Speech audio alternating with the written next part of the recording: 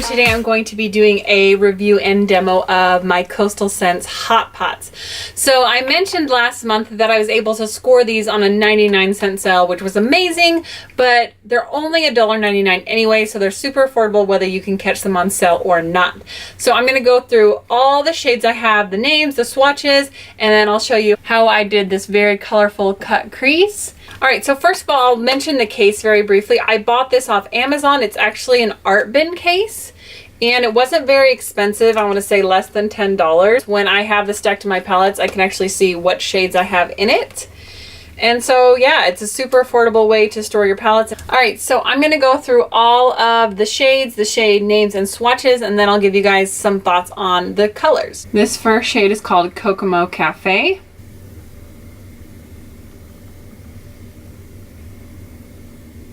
It's a nice matte that works great as a transition color. This next shade is called Pumpkin Pie. This is also a nice kind of warm, pumpkin-y, I guess, color. Also, it works really good for the transition. This one I could build up just a little bit more, but overall it's really good for that soft, subtle transition. This one is called Chamois Nude. This color is perfect if you have fair skin as a highlight shade or an all over the brow bone shade. Next I have Pink Silver.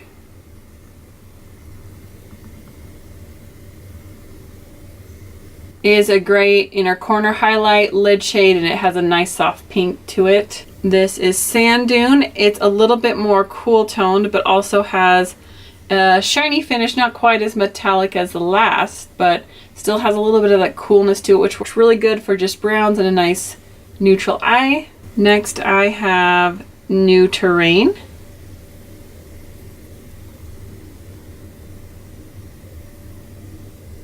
This of course is a great crease shade. Next, this is Redwood.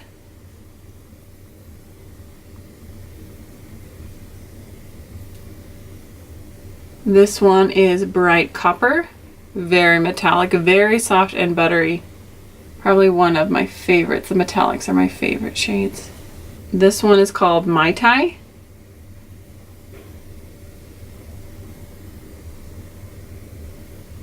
It's kind of a plummy, silvery taupe color. I thought it was really interesting and very unique. This is Raspberry Tarte. I love this shade, so pretty. This is Wisteria.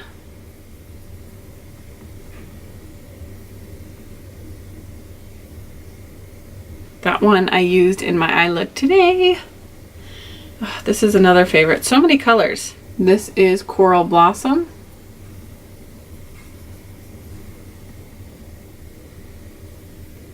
This one is Hollywood Cherise. You can see that brown is still hanging around even though I wiped it off. Give that one more swipe. Even though it does start out a little sheer, it builds up really nicely. This one is also a favorite. This is Raisin Berry. I mean, look at that. It's just so pretty.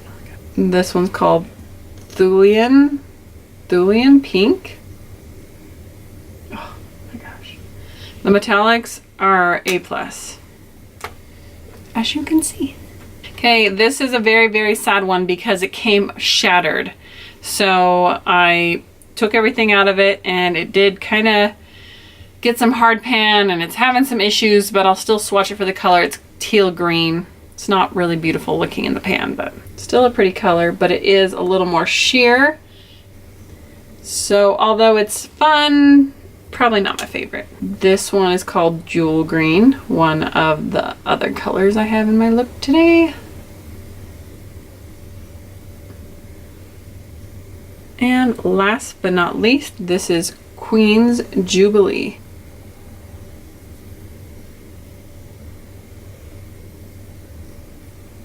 Alright, I'm going to do some brush swatches for you. I'm not going to brush swatch all of them, but at least give you an idea of what they look like. So this is some of the metallics. This is Raspberry Tarte, and this is Pink Silver. So the metallics do really well with the brush, and I find that they actually stick to the brush really good. It's kind of surprising how good they are. I'm pleasantly surprised, like shocked actually. Between the mattes here and the mattes for my Shop Missy, these ones are still better. All right, so the first brown I'm gonna do, first matte is the Kokomo Cafe.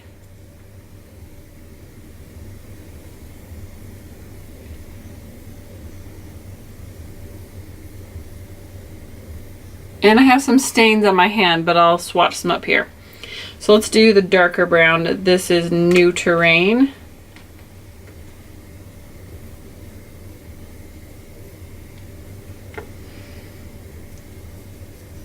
So they do build up really nicely. I won't say that the mattes are just like crazy pigmented, but it's kind of nice when you're working with crease colors that you're not like going so intense all at once.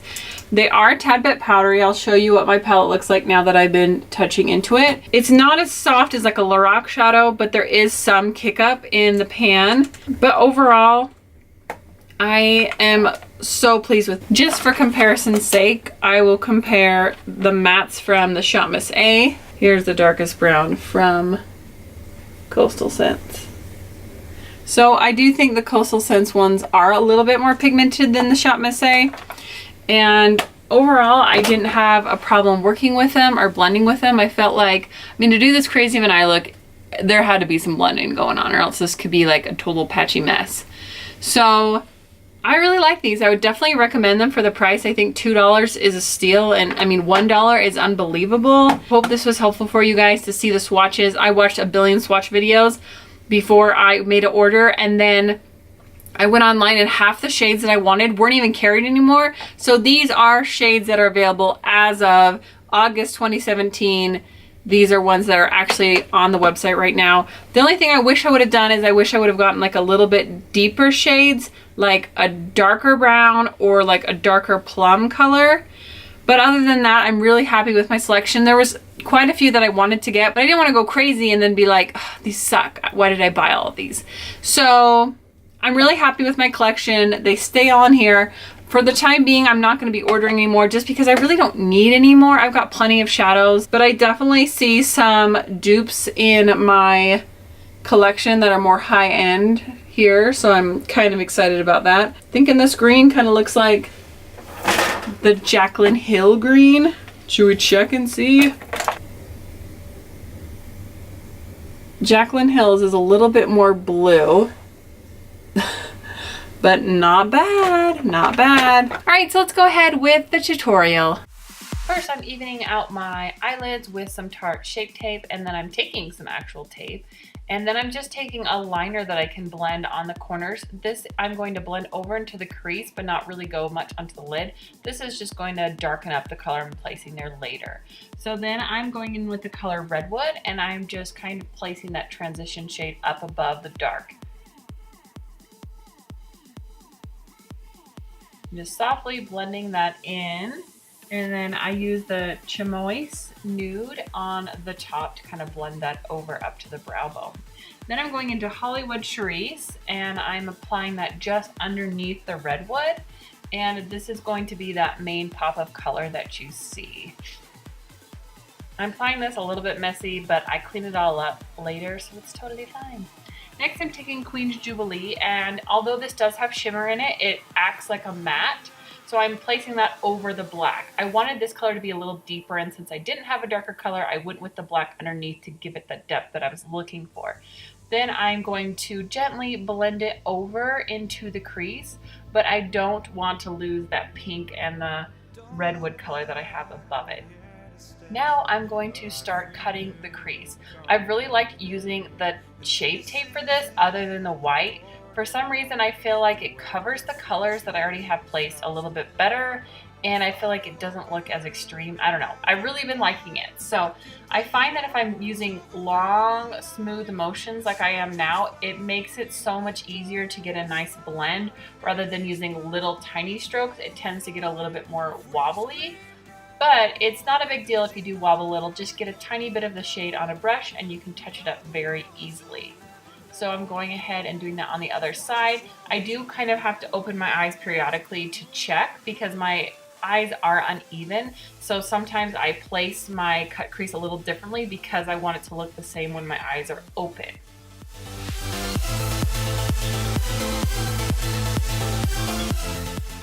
Now I'm taking Jewel Green and I'm applying that on the middle of my lid out to the corner, and then I'm going to shadow the very corner where I want it to get a little bit deeper with the Jewel Green.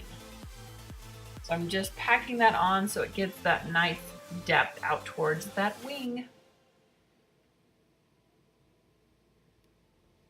Next, I'm taking some Wisteria and I'm putting that in the center of my lid, and I'm kind of working it into the Jewel Green so there's a little bit of a transition color that's appearing. Then I'm mixing pink, silver, and bright copper on the inner corner of my eyelid, just blending that in. Now when I remove the tape, I have nice sharp lines, and I'll be back with some foundation. Yay! All right, what a transformation, right? So now I'm taking more of the Jewel Green and I'm putting that underneath the lash line. I really like to kind of connect it to where it is on the cut crease. And the wing I put on isn't too much with the black liner because I didn't really want to overtake the color. Wings can get carried away pretty easily, so I left it pretty minimal. For hooded eyes, tight lining can make all the difference. I also add some into my waterline just because it's a little bit more of a dramatic look. But if you do not like that, you can always add lighter as well. Then I am putting some mascara on my bottom lashes and adding this Pop Beauty lip crayon in Rose Romance. And there we have it. Kind of fun, kind of funky. Tell me in the comments below, where would you guys wear this look? Would you ever wear it? If you did, where would you wear it to?